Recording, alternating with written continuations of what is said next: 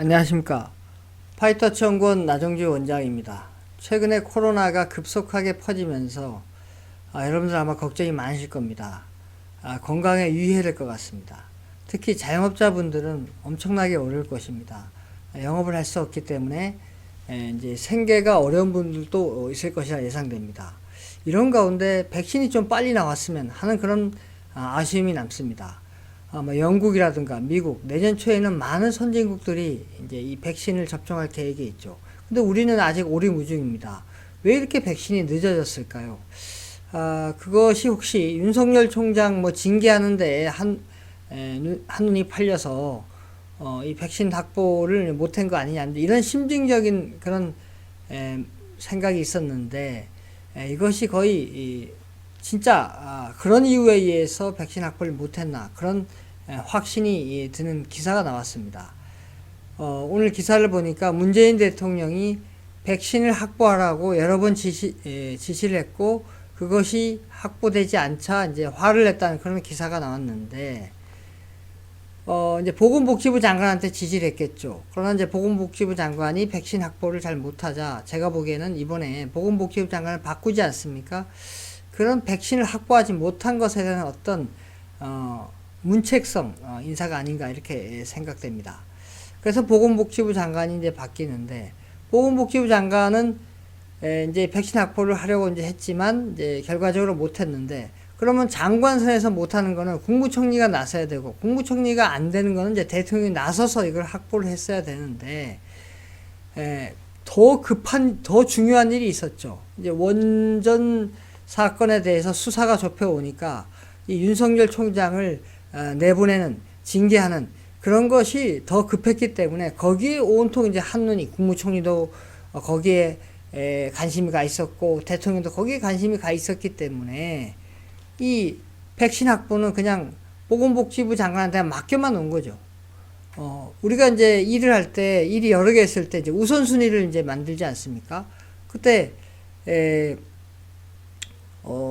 내가 가장 먼저 급한 것부터 하고, 거기에 그럼 이제 그 다음 우선순위, 이것도 중요하죠. 이거는 이제 누구한테, 다른 사람한테 맡겨놓고, 그러나 이제 더 급한 거에 이제 쭉 하다가, 야, 그거 다 했냐? 이제 이렇게 나중에 확인만 하지 않습니까? 그런데, 이 우선순위가 만약에 백신 확보가 더 우선순위가 있었다면 중간중간 체크를 할 수 있었겠죠. 국무총리도 체크했었고, 그것이 안 되면 대통령도 체크해서, 국가적인 동원해서 이 백신 확보를 했어야 되는데, 선진국들은 그렇게 했죠. 그래서 백신 확보를 할 수 있었던 것입니다. 그래서 이 윤석열 총장이 내보내는 거, 수사를 막는 거, 청와대로 좁혀오는 수사를 막는 거, 여기에 초점을 맞추다 보니까 결국 국민의 이 생명, 이 국민의 삶, 이 중요한 이것을 놓치지 않았나, 이렇게 생각되어집니다. 자, 그럼 오늘 본격 주제를 좀 논하겠습니다. 오늘 주제는 이제 탄소 중립에 관련된 것입니다. 문재인 대통령이 최근에 탄소 중립을 선언하고 거기에 따른 여러 가지를 얘기하고 있습니다. 그런데 이제 최근에 이 탄소 중립과 관련된 그런 이제 데이터가 나왔습니다. 즉, 온실가스, 탄소 중립의 뒤에 제가 개념을 말씀드리겠지만은, 핵심은 이제 온실가스를 줄이는 건데, 이 온실가스를 이제 18년하고 19년도에 분야별로 얼만큼 줄였는지 그 자료가 나왔습니다. 그 자료를 보시면 어느 분야에서, 어느 부분이 이 온실가스를 많이 줄였고, 어느 부분에서 온실가스를 많이 못 줄였다, 이것을 알 수가 있습니다. 그래서 이 말로만 하는 이 탄소 중립이 실질적으로 어떻게 지금 이행되고 있는지 좀 오늘 살펴보도록 하겠습니다. 자, 먼저 탄소 중립 개념부터 좀 살펴보도록 하겠습니다. 탄소 중립이란 것은 이 배출한 만큼의 온실가스를 다시 흡수해서 실질 배출량을 이제 재료로 만드는 것입니다. 여기서 온실가스란 이제 지구를 둘러싸고 있는 기체로 지구 온난화를 일으키는 원인이 되는 대기 중의 가스이죠. 이 온실가스의 대표적인 예가 바로 이산화탄소고, 그 다음에 메탄, 아산질소 등이 있습니다. 제조업 중심인 우리나라는 이산화탄소 배출량이 세계 7입니다. 그만큼 이제 이산화탄소를 많이 배출하고 있죠. 그래서 이 온실가스 중에서 이 이산화탄소를 줄이는 것에 많이 중점을 둬야 되는 사항입니다. 자, 그러면은 탄소 중립 관련 문재인 대통령 발언부터 살펴보도록 하겠습니다. 10월 28일에 문재인 대통령이 이렇게 얘기했습니다. 국제사회와 함께 기후변화에 적극 대응해 2050년 탄소 중립을 목표로 나가겠다. 탄소 중립 선언을 한 것이죠. 12월 10일에는 탄소 중립은 어려워도 피할 수 없는 과제이며 우리는 코로나를 극복하며 세계를 선도하고 있고 경제도 가장 빨리 회복하고 있다. 탄소 중립에서도 세계의 모범을 만들어낼 수 있을 것이라고 말했습니다. 이제 이 코로나를 이제 극복하면서 세계를 선도하고 있다는데 지금 상황에서는 아니죠. 지금 뭐 선진국들은 이제 백신을 하면서 이제 코로나를 가장 이제 잘 극복하고 있는데 우리는 뭐 좀 코로나 계속 번지고 있는 상황이죠. 그래서 뭐 경제도 뭐 가장 빨리 회복하고 있다는데 이렇게 되면 이제 경제도 주춤할 수밖에 없는 것이죠. 이 코로나를 또 빗대면서 이 탄소 중립도 또 여기에 또 탄소 중립을 갖다 대면서 우리가 이제 세계 모범이 될 수 있다 이렇게 주장하고 있습니다.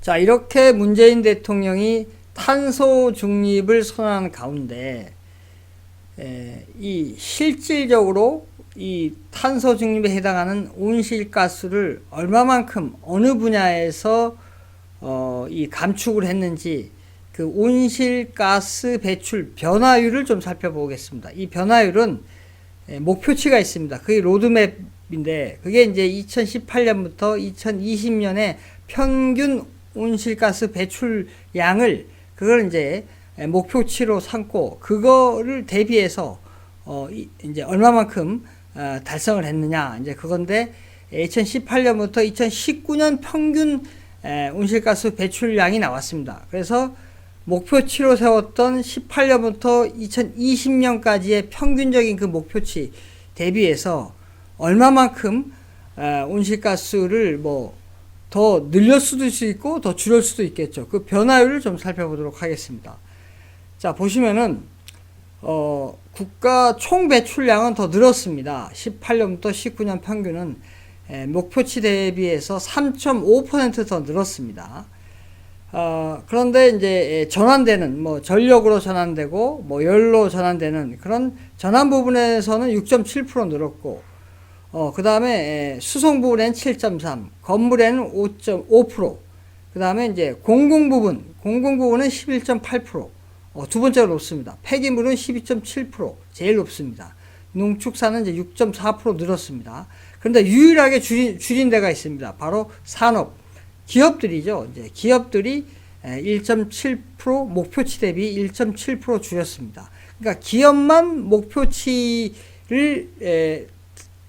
보다 초과 달성을 했고 나머지는 다 목표치를 다 오버한 상황입니다. 특히나 보시면 이 공공 부분 이게 바로 정부 영역 아닙니까? 정부에서 가장 모범을 보여야 되는데 정부에서 두 번째로 높습니다. 11.8%로. 그러니까 이게 기업들은 이제 엄청나게 기업들의 팔을 비틀어 갖고 온실가스 배출을 이제 줄이게 하면서 막상 정부는 더 그 배출을 더 늘리고 있는 상황입니다. 이렇게 온실가스를 줄이려는 노력은 기업들이 가장 잘하고 있는 가운데 이 탄소 중립을 얘기하면서 기업들의 팔을 더 비틀려고 하고 있습니다. 즉 탄소세를 도입하고 탄소 인지 예산 제도를 도입해서 이 온실가스를 배출하는 기업에 대해서 압박을 더 강력히 하려고 하고 있습니다. 이 탄소세는 이산화탄소를 많이 내뿜는 각종 화석 연료 사용량에 따라 부과하는 에너지 세금입니다. 그러니까 이제 탄소를 많이 내뿜으면 그만큼 세금을 많이 때리겠다는 얘기죠. 그 다음에 탄소 인지 예산 제도는 예산이 투입되는 정책을 추진할 때 탄소 감축에 미치는 효과를 평가해서 예산 편성 및 지평에 반영하도록 하는 제도입니다. 그래서 이것을 도입하면 철강, 석유화학, 정유, 시멘트 등 탄소 배출이 많은 기업에 대한 예산 지원금이 줄어들 가능성이 높습니다. 쉽게 얘기하면은 이 탄소를 많이 배출하는 온실가스를 많이 배출하는 기업에 대해서 뭐 예산 지원금을 깎겠다는 얘기죠. 이제 산업계의 입장입니다. 이 정경련 산하에 있는 한국경제연구원이죠. 이 한국경제연구원이 그렇게 되면 이제 이 산업계 입장을 이제 대표하게 되는데, 이 한국경제연구원 고용정책 팀장의 말에 따르면 다음과 같습니다. 이번에는 목표치를 충족했다고 하지만 산업 부문의 온실가스 감축량은 거의 한계에 다다랐다.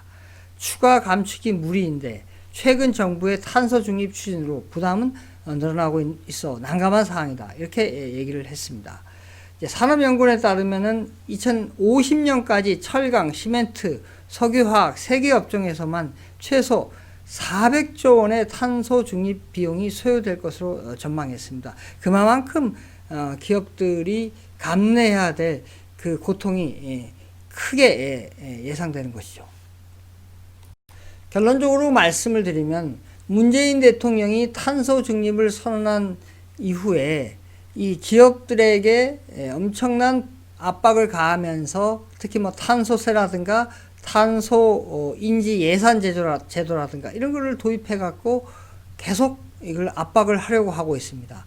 그러나 아까 보신 것처럼 온실가스를 실질적으로 많이 줄여왔던 것은 바로 기업들이 그렇게 해왔고, 나머지 파트에서는 오히려 이 탄소가 더 늘었습니다. 특히나 솔선수범을 해야 될 이 정부에서 오히려 이 탄소가 목표치보다 엄청 많이 늘은 것을 보셨죠. 아까 부분별로 볼 때 두 번째로 높았습니다.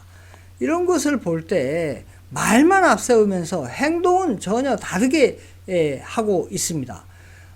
지금 코로나 때문에 이 기업들이 어렵고 또 소득주도 성장 정책에 의해서 기업들이 어려운 상황에서 이 탄소 중립을 명분으로 해서 이 기업들을 계속 더 옥죄면은 우리 경제가 더욱더 나락으로 빠질까봐 걱정이 되고 있습니다. 오늘은 여기까지 하겠습니다. 구독, 좋아요 부탁드립니다. 감사합니다.